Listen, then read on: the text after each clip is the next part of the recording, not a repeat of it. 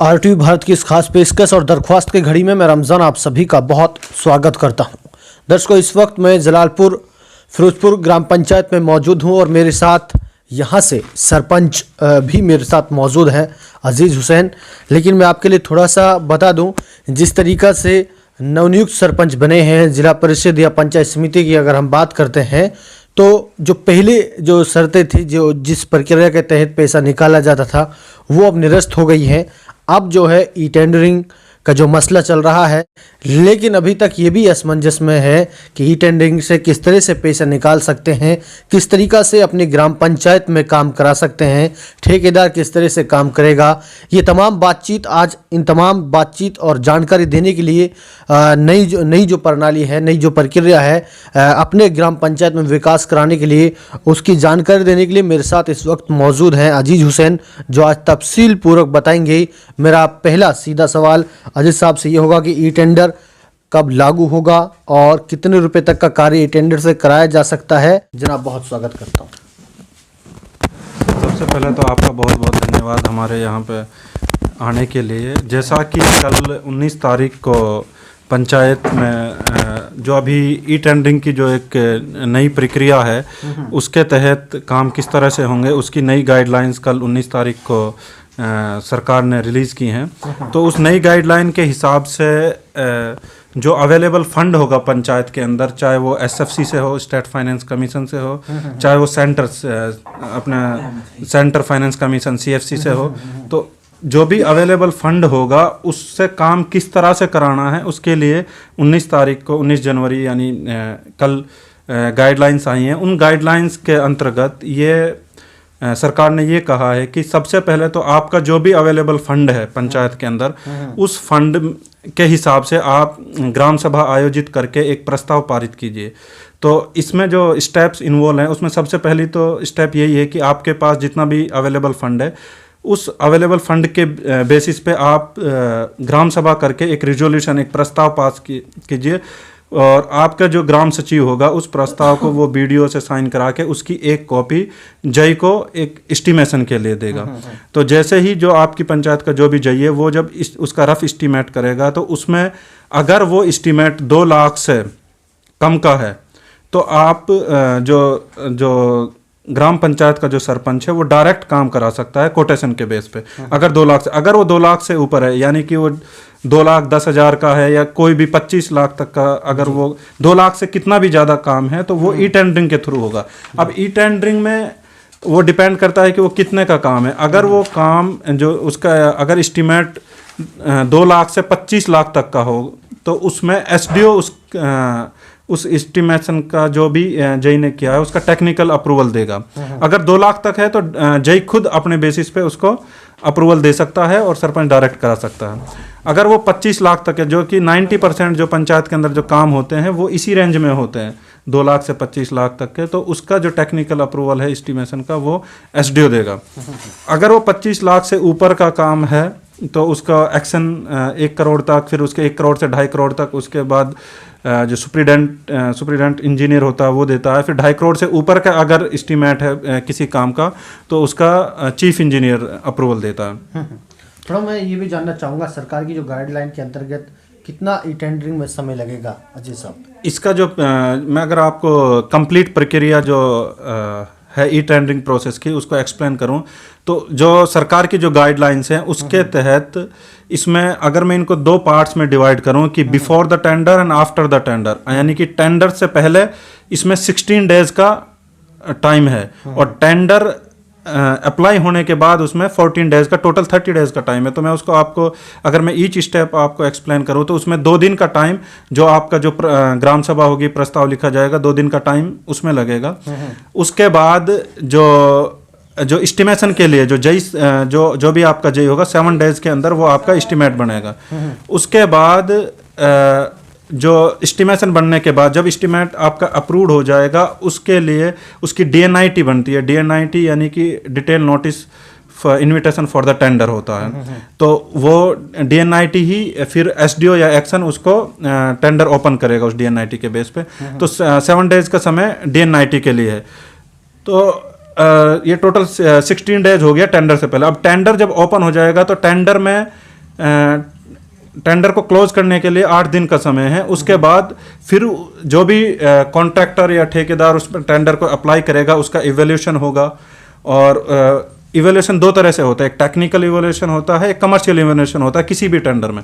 तो जो technical evaluation होगा उसके अगर 25 लाख से कम का काम है तो उसके लिए कोई भी टेक्निकल इवैल्यूएशन की जरूरत नहीं है as per the government guideline जो दिया है। बट ये भी एक प्रॉब्लम है क्योंकि अगर उसमें टेक्निकल इवैल्यूएशन की जरूरत नहीं है और उसमें सिर्फ एक प्राइस को आधार बनाया जाए तो कुछ ठेकेदार ऐसे होंगे, जैसे फॉर एग्जांपल अगर मुझे गांव में पार्क बनवाने हैं तो गांव में पार्क लेट्स है कि अगर वो उसमें 18 लाख रुपए का उसका एस्टीमेट है और किसी ठेकेदार ने उसको माइनस में लिया, जैसा कि नॉर्मली जितने भी अभी जो टेंडर पास्ट में रिलीज हुए हैं जैसे चाहे ग्रे वाटर मैनेजमेंट का हो या रस्तों का हो, वो सारे ज़्यादातर जो टेंडर हैं वो माइनस में ही ठेकेदारों ने लिए। अगर किसी ने उसको 17 लाख रुपए में ले लिया 18 लाख के टेंडर को एक पार्क बनाने को, तो अगर उस ठेकेदार को उस पार्क का कोई पास्ट का कोई एक्सपीरियंस नहीं है, उसके पास उस टाइप का इंजीनियर नहीं है, तो या तो काम गलत होगा या फिर उसमें समय ज़्यादा लगेगा। तो वो भी यानी कि टेक्निकल इवोल्यूशन टेंडर को क्लोज करने के लिए चाहे 25 लाख का हो, चाहे 10 लाख का हो, चाहे 15 का हो या 25 प्लस 50 लाख का हो, वो कितने का भी हो, वो टेक्निकल इवोल्यूशन मेरे हिसाब से होना चाहिए ताकि एक राइट ठेकेदार एक राइट काम को करे। मेरा अगला सवाल आपसे ये भी है, किस तरह सरपंच किस तरह अपनी ग्राम पंचायत में काम करा सकते हैं और ई टेंडर किस तरह ओपन करा सकते हैं? ई टेंडर ओपन कराने के लिए देखो जी, इसमें जो मेन चीज़ ये है कि सरपंच जो पहले भाग दौड़ करते थे वो अभी भी सेम करनी पड़ेगी पंचायत के अंदर डेवलपमेंट का कार्य कराने के लिए। बट इसमें अभी साफ साफ गाइडलाइंस ये हैं, जो गाइडलाइंस आई हैं कल, उसमें साफ साफ ये लिखा हुआ है कि किस पार्ट पे कितना टाइम लगेगा। जैसे फॉर एग्जांपल आपने प्रस्ताव पारित करा लिया, उसके बाद एक सरपंच एक छोटा सा लेटर लिख के कि भाई ये हमारा प्रस्ताव है, आप इस प्रस्ताव के बेसिस पे वो जेई को एक लेटर लिख सकता है कि हमें इसके एस्टिमेशन आप करके दे दीजिए। अगर उन्होंने एक लेटर लिख के दिया तो उनके पास एक रिकॉर्ड रहेगा, ऑफिशियल रिकॉर्ड रहेगा कि हमने जय को कब सबमिट किया, तो उसमें 7 डेज के अंदर अंदर जय को वो आपको एस्टिमेट देना है। उसके बाद जैसे उसका जब एस्टिमेट अप्रूवल होने के बाद DNIT वो करा सकता है। उसके लिए भी आप ऐसे ही SDO को लेटर लिख सकते हैं, तो उसमें SDO और एक्शन जैसा भी आपका जो अमाउंट होगा उसके हिसाब से वो आपका टेंडर ओपन कर सकते हैं। तो इसमें मेन चीज़ है कि जो हमारे जो ऑफिशियल्स हैं, जो चाहे वो जेई हो SDO हो, तो उनको भी एक टाइम के अंदर बाउंड किया है गवर्नमेंट ने।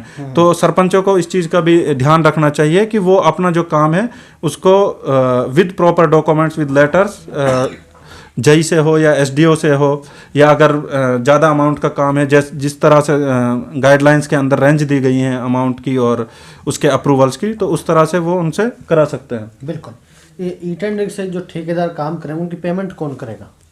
हाँ, इसके लिए क्या होगा, जैसे मैंने आपको पहले एक्सप्लेन किया है कि जब टेंडर में कोई भी ठेकेदार जब टेंडर अप्लाई करेगा तो उसमें 2 इवैल्यूएशन होते हैं, यानी कि एक तो टेक्निकल होता है, ये एक कमर्शियल होता है। टेक्निकल और कमर्शियल इवैल्यूएशन होने के बाद उसके अंदर गवर्नमेंट ने 2-2 दिन का टाइम दिया, 2 दिन का टेक्निकल फिर कमर्शियल के लिए, तो टोटल 4 दिन के अंदर उसको वो इवेल्यूएट करके टेंडर फाइनल कर लेंगे। उसके बाद 2 दिन के अंदर उनका वर्क ऑर्डर बन जाएगा, अब काम स्टार्ट होता है वहाँ से। तो ये टोटल 30 डेज का प्रोसेस हो गया। अब जब काम स्टार्ट होगा तो जब काम स्टार्ट होगा तो गवर्नमेंट ने यहाँ पे विद इन 7 डेज सरपंच को, जब ठेकेदार इनवॉइस रेज करेगा तो उसको पेमेंट सरपंच कर सकता है विद इन 7 डेज। अगर विद इन 7 डेज सरपंच उसकी पेमेंट नहीं करता तो वहाँ पे उसको BDPO ठेकेदार की पेमेंट कर सकता है। तो ठेकेदार के लिए तो ये अच्छा है, बट यहाँ पे सरपंचों की ये भी वो एक है कि सरपंच के पास पेमेंट करने की भी पावर नहीं रही। सरपंच के पास इसमें आपका ठेकेदार सिलेक्शन में भी कोई वो नहीं है, वो सारा ई टेंडरिंग के थ्रू सॉफ्टवेयर से होगा, जिसका कम अमाउंट होगा उसको टेंडर जाएगा। तो इसमें जो भी कमर्शियल पावर थी सरपंच की वो गवर्नमेंट ने उनसे सरपंच को एकदम अलग कर दिया है इसमें। बिल्कुल। ठेकेदार का जैसा सिलेक्शन कैसे होगा और उनकी ई टेंडरिंग कैसे इसमें काम करेंगे? जो ठेकेदार का जो सिलेक्शन होगा उसमें जो मेन वो है वो तो प्राइस ही होगा।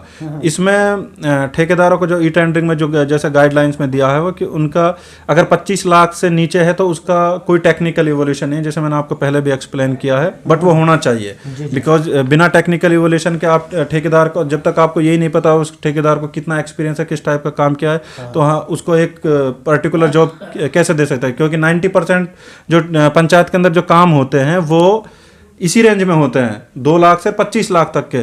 कुछ ही काम ऐसे होंगे जो आप लोगों ने भी देखा होगा पंचायत में, जो 25 लाख से ऊपर का कोई प्रोजेक्ट होता है। ज़्यादातर जो रास्ते का काम होते हैं वो 10 लाख का होगा, कोई 15 का, कोई 14 का होगा, तो उसी रेंज में होता है। अगर उसी में टेक्निकल इवोल्यूशन नहीं है, सरपंच का सेलेक्ट जो ठेकेदार को सेलेक्ट करने का जो क्राइटेरिया है, तो वो एक क्वेश्चन मार्क रहेगा कि आप किस तरह से उसको सेलेक्ट। ऐसा नहीं कि जो अगर किसी ठेकेदार ने उसमें माइनस में लिया, कम प्राइस में लिया, तो आपने उसको ठेका दे दिया और वो काम करा, बाद में जैसे फॉर एग्जांपल मैं आपको बताऊं, मैं करा रहा उसको। अब वो जो ग्रे वाटर मैनेजमेंट का जो प्रोजेक्ट है वो 2 पंचायतों का है, वो 21 मिलियन यानी कि 2.1 करोड़ का प्रोजेक्ट है। उसमें जो टाइम है, जो कॉन्ट्रैक्ट का जो टाइम है वो 12 मंथ्स का है, बट अभी तक उस 12 मंथ्स के काम से 11 यानी कि वो 27 जनवरी 2022 में उसका लेटर इशू हुआ था।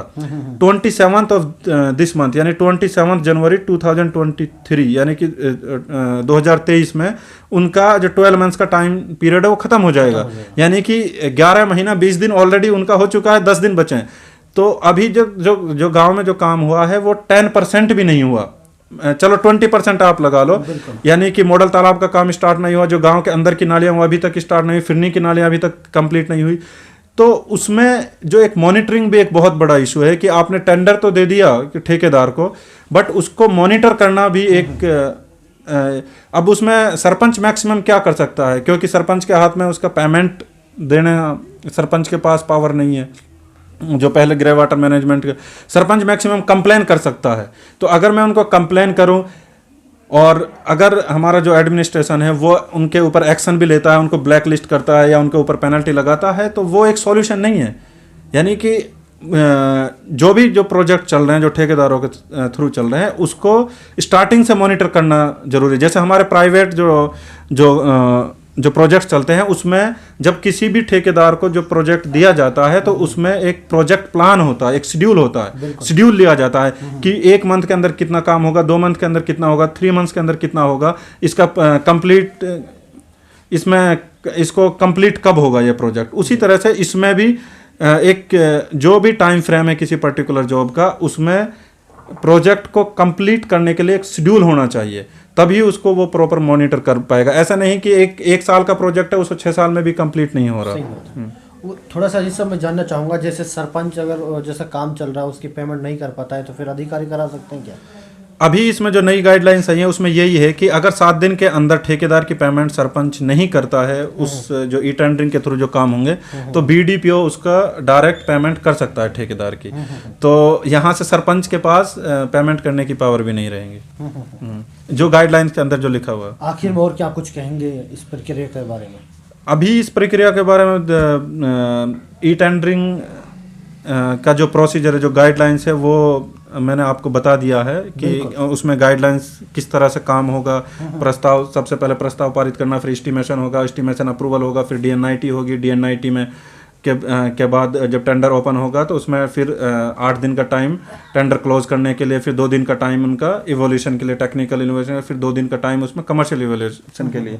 उसके बाद आपका वर्क ऑर्डर इशू होगा 2 दिन के अंदर। तो टोटल 30 डेज की ये प्रक्रिया है ई टेंडर वाले। चलिए, बहुत बहुत शुक्रिया अपना कीमती वक्त देने का। धन्यवाद।